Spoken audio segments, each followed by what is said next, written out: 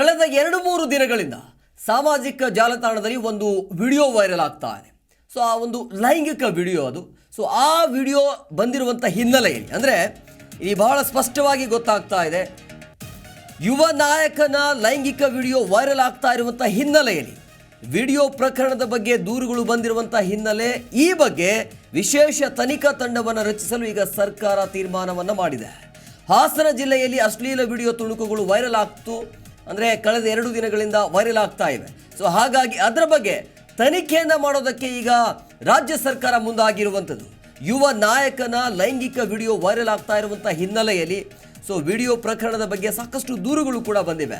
ಹಾಗಾಗಿ ಈ ಬಗ್ಗೆ ವಿಶೇಷ ತನಿಖಾ ತಂಡವನ್ನು ರಚಿಸಲು ಸರ್ಕಾರ ತೀರ್ಮಾನ ಮಾಡಿರುವಂಥದ್ದು. ಹಾಸನ ಜಿಲ್ಲೆಯಲ್ಲಿ ಅಶ್ಲೀಲ ವಿಡಿಯೋ ತುಣುಕುಗಳು ಈಗ ವೈರಲ್ ಆಗ್ತಾ ಇವೆ.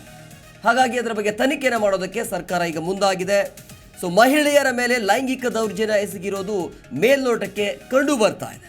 ಸೊ ಇದರ ಹಿನ್ನೆಲೆಯಲ್ಲಿ SIT ತನಿಖೆಯನ್ನು ನಡೆಸುವಂತೆ ಮಹಿಳಾ ಆಯೋಗದ ಅಧ್ಯಕ್ಷರು ಸರ್ಕಾರಕ್ಕೆ ಪತ್ರವನ್ನು ಬರೆದಿದ್ರು. ಸೊ ಇದರ ಹಿನ್ನೆಲೆಯಲ್ಲಿ ಈಗ ಸರ್ಕಾರ ವಿಶೇಷ ತನಿಖಾ ತಂಡವನ್ನು ರಚಿಸುವುದಕ್ಕೆ ಮುಂದಾಗಿರುವಂಥದ್ದು. ಸೊ ಈ ಮಧ್ಯೆ ವಿದೇಶಕ್ಕೆ ತೆರಳುವುದಾಗಿ ಪೊಲೀಸರು ಕೂಡ ಮಾಹಿತಿಯನ್ನು ನೀಡಿದ್ದಾರೆ. ಕಳೆದ 2-3 ದಿನಗಳ ಹಿಂದೆ ಸಾಮಾಜಿಕ ಜಾಲತಾಣಗಳಲ್ಲಿ ವೈರಲ್ ಆಗ್ತಾ ಇದೆ ಈ ಒಂದು ಲೈಂಗಿಕ ವಿಡಿಯೋ. ಸೊ ವಿಡಿಯೋ ಪ್ರಕರಣದ ಬಗ್ಗೆ ಸಾಕಷ್ಟು ದೂರುಗಳು ಕೂಡ ಬಂದಿವೆ. ಹಾಗಾಗಿ ಈ ಬಗ್ಗೆ ವಿಶೇಷವಾಗಿರುವಂಥ ತನಿಖೆಯನ್ನು ಮಾಡೋದಕ್ಕೆ ಈಗ ವಿಶೇಷ ತನಿಖಾ ತಂಡ ರಚನೆ ಮಾಡೋದಕ್ಕೆ ಸರ್ಕಾರ ತೀರ್ಮಾನ ಮಾಡಿದೆ. ಹಾಸನ ಜಿಲ್ಲೆಯಲ್ಲಿ ಅಶ್ಲೀಲ ವಿಡಿಯೋ ತುಣುಕುಗಳು ಭಾರಿ ವೈರಲ್ ಆಗ್ತಾ ಇವೆ ಕಳೆದ 2 ದಿನಗಳಿಂದ. ಸೊ ಹಾಗಾಗಿ ಇದರ ಬಗ್ಗೆ ತನಿಖೆಯನ್ನು ಮಾಡೋದಕ್ಕೆ, ಇದು ಸುಳ್ಳ ನಿಜಾನ ಅದೆಲ್ಲದರ ಬಗ್ಗೆ ತನಿಖೆಯನ್ನು ಮಾಡೋದಕ್ಕೆ, ಯಾಕಂದರೆ ಈಗಾಗಲೇ ದೂರು ಕೂಡ ಕೊಟ್ಟಿರುವಂಥದ್ದು. ಆ ದೂರಿನ ಹಿನ್ನೆಲೆಯಲ್ಲಿ ಆ ದೂರನ್ನು ಆಧರಿಸಿ ತನಿಖೆಯನ್ನು ಮಾಡೋದಕ್ಕೆ ರಾಜ್ಯ ಸರ್ಕಾರ ಈಗ ಮುಂದಾಗಿದೆ. ಸೊ ಇದರ ಬಗ್ಗೆ ವಿಶೇಷವಾಗಿರುವಂಥ ತನಿಖಾ ತಂಡವನ್ನು ರಚನೆ ಮಾಡೋದಕ್ಕೆ ಸರ್ಕಾರ ಈಗಾಗಲೇ ತೀರ್ಮಾನವನ್ನು ಕೈಗೊಂಡಿರುವಂಥದ್ದು. ಯುವ ನಾಯಕನ ಲೈಂಗಿಕ ವಿಡಿಯೋ ವೈರಲ್ ಆಗ್ತಾ ಇದೆ, ನಿಮಗೆಲ್ರಿಗೂ ಕೂಡ ಗೊತ್ತಿರುವಂಥ ವಿಚಾರ. ಸೊ ಹಾಗಾಗಿ ಅದರ ಬಗ್ಗೆ ಸತ್ಯಾಸತ್ಯತೆ ಹೊರಗಡೆ ಬರಬೇಕು ಅಲ್ವಾ. ಸೊ ಹಾಗಾಗಿ ಇದರ ಬಗ್ಗೆ ತನಿಖೆಯನ್ನು ಮಾಡೋದಕ್ಕೆ ಈಗ ಸರ್ಕಾರ ಮುಂದಾಗಿದೆ. ಕಾರಣ ಏನು ಅಂತಂದರೆ ವಿಡಿಯೋ ಪ್ರಕರಣದ ಬಗ್ಗೆ ದೂರುಗಳು ಕೂಡ ಬಂದಿದೆ. ಸೊ ಹಾಗಾಗಿ ತನಿಖೆಯನ್ನು ಮಾಡೋದಕ್ಕೆ ಸರ್ಕಾರ ಮುಂದಾಗಿದೆ. ಇದರ ಬಗ್ಗೆ ಮತ್ತಷ್ಟು ಮಾಹಿತಿಯನ್ನು ನೀಡ್ತಾರೆ ನಮ್ಮ ಪ್ರತಿನಿಧಿ ರಾಜಪ್ಪ ಫೋನ್ ಸಂಪರ್ಕದಲ್ಲಿದ್ದಾರೆ. ರಾಜಪ್ಪ, ಈಗ ಈ ವಿಡಿಯೋ ಪ್ರಕರಣ ಬಂದಿರುವಂಥ ಹಿನ್ನೆಲೆಯಲ್ಲಿ ಅಂದರೆ ಇದರ ಬಗ್ಗೆ ಸಾಕಷ್ಟು ದೂರುಗಳು ಬಂದಿರುವಂಥ ಹಿನ್ನೆಲೆಯಲ್ಲಿ ತನಿಖೆಯನ್ನು ಮಾಡೋದಕ್ಕೆ ಈಗ ಸರ್ಕಾರ ಮುಂದಾಗಿದೆ. ಮುಂದೆ ಏನು, ವಾಟ್ ನೆಕ್ಸ್ಟ್? ಕುಮಾರ್, ಸರ್ಕಾರ ಈಗ ತನಿಖೆ ಮಾಡಬೇಕು ಅಂತ ತೀರ್ಮಾನ ಕೈಗೊಂಡಿದೆ. ಕೈಗೊಂಡು ಸಂಬಂಧಪಟ್ಟಂತೆ DGಗೆ ಪೊಲೀಸ್ ಮಹಾನಿರ್ದೇಶಕರಿಗೆ ನಿರ್ದೇಶನ ಕೊಡ್ತಾ ಇದ್ದಾರೆ.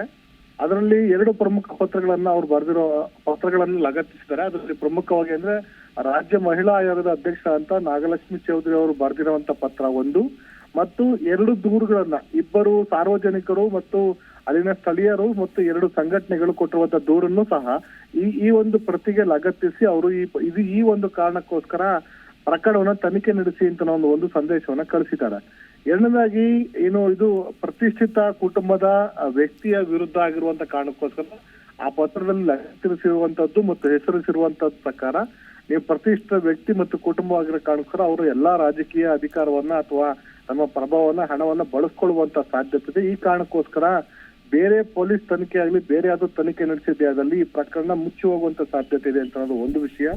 ಎರಡನೇದಾಗಿ ಇದು ವಿಶೇಷ ತನಿಖಾ ದಳದಿಂದ ಮಾತ್ರ ಸಾಧ್ಯ, ಯಾಕಂದ್ರೆ ಇಟ್ಸ್ ಪ್ಯೂರ್ಲಿ ಅತ್ಯಂತ ತುಂಬಾ ಸೂಕ್ಷ್ಮ ವಿಚಾರ ಮತ್ತು ಸಾರ್ವಜನಿಕರ ಜೀವ ಮತ್ತು ಪ್ರಾಣಕ್ಕೆ ಎರವಾಗುವಂತ ಆತಂಕ ಇರುವ ಕಾರಣಕ್ಕೋಸ್ಕರ ಇದನ್ನ ತುಂಬಾ ಸೂಕ್ಷ್ಮ ವಿಷಯ ಅಂತ ಸರ್ಕಾರ ಪರಿಗಣಿಸಿ ತಜ್ಞರಾಗಿರುವಂತವ್ರನ್ನ ಅಥವಾ ಏನು ಎಕ್ಸ್ಪರ್ಟೈಸ್ ಇರುವಂತವ್ರನ್ನ ಮಾತ್ರ ಈ ಒಂದು ತನಿಖಾ ತಂಡಕ್ಕೆ ನಿಯೋಜನೆ ಮಾಡಿ ಅದರಿಂದ ತನಿಖೆ ಮಾಡಿಸ್ಬೇಕು ಅಂತ ಅನ್ನೋದು, ಮತ್ತು ಆದಷ್ಟು ಶೀಘ್ರವಾಗಿ ಹೆಚ್ಚಿನ ಸಂಖ್ಯೆಯ ಕಾನ್ಫಿಡೆನ್ಸ್ ಸಾಧ್ಯವಾದಷ್ಟು ರಹಸ್ಯವಾಗಿ ಮೇಂಟೈನ್ ಮಾಡಿಕೊಂಡು ಈ ದೂರುಗಳನ್ನ ಅಥವಾ ದೂರು ನೀಡುವಂತ ಮಹಿಳೆಯರನ್ನ ಅಥವಾ ದೂರು ನೀಡುವವರ ವಿವರವನ್ನ ಮತ್ತು ತನಿಖೆಗೆ ಸಂಬಂಧಪಟ್ಟಂತೆ ಏನು ಮಾಹಿತಿ ಸಿಗುತ್ತೆ ಅದನ್ನೆಲ್ಲನೂ ಸಹ ಅದನ್ನ ತನಿಖೆ ಮಾಡಲಿಕ್ಕೆ ಈಗ ನಿರ್ದೇಶನ ಕೊಡಲಾಗಿದೆ.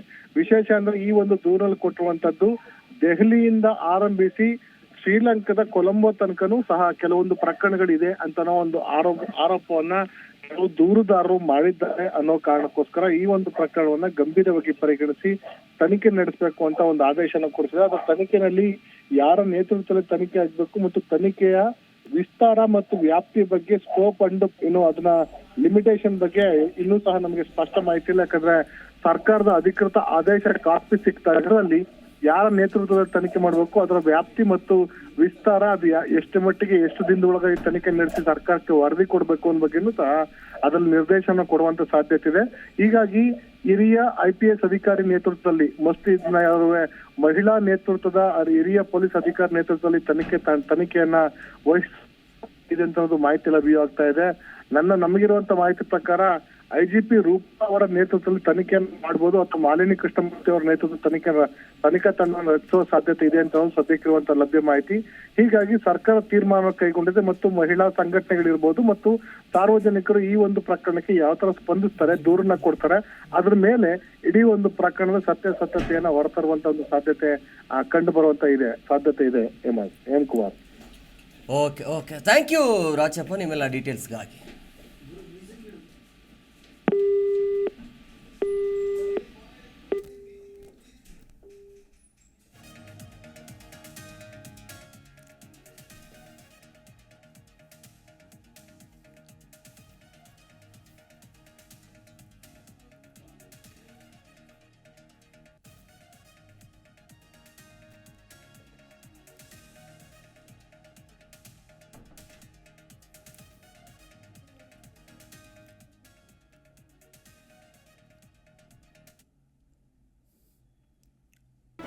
ಜಿ ಕನ್ನಡ ನ್ಯೂಸ್ ಈಗ ನಿಮ್ಮ ಮನೆಯಲ್ಲೇ ನೋಡಿ.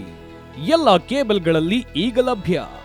ಸನ್ Direct 292, Jio TV 1334, U digital 162, City cable 51, GTPL 17, Abhishek cables 821, Rockline telecommunication 51, Shri Basaveshwara number 60, Vinayaka digital number 53, in digital number 896ರಲ್ಲಿ.